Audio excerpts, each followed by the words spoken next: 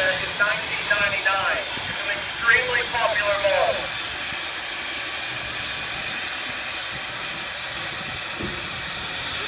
Now why is it called a 280? You've got 2 pilot wheels here, and 8 driving wheels there, and 0 trailing truck. This is a full engine. This would have been used, if you used it today here in Chattanooga, the whole local freight train from downtown Chattanooga, picking up applause all over, probably ending in Cleveland, Tennessee.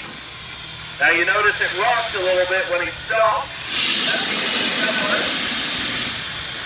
So our fireman Brian is going to start spinning it around. If it's not balanced, fireman Brian is going to get out and start pushing.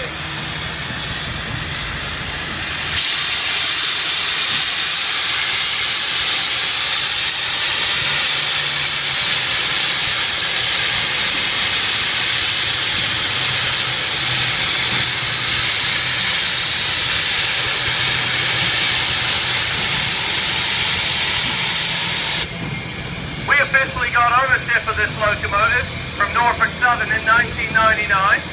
We then stripped it down to its bare bones, sandblasted the boiler, mapped it, measured it, and started to put it back together. We had it done fairly quickly in 10 years. Took us about $800,000.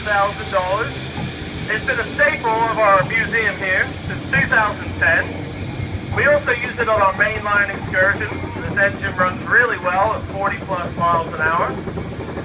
Today, we're not running it that fast, so we'll only burn about 5 tons of coal and about 6,000 gallons of water. However, when we use it on the main line, in one day we'll go through an average of about 17 tons of coal and about 26,000 gallons of water. These things eat up a lot of fuel and a lot of water.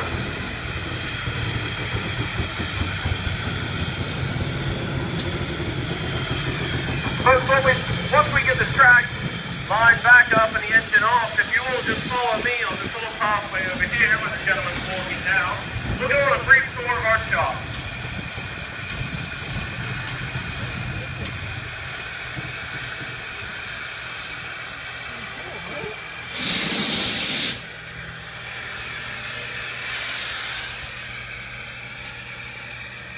What'd you think?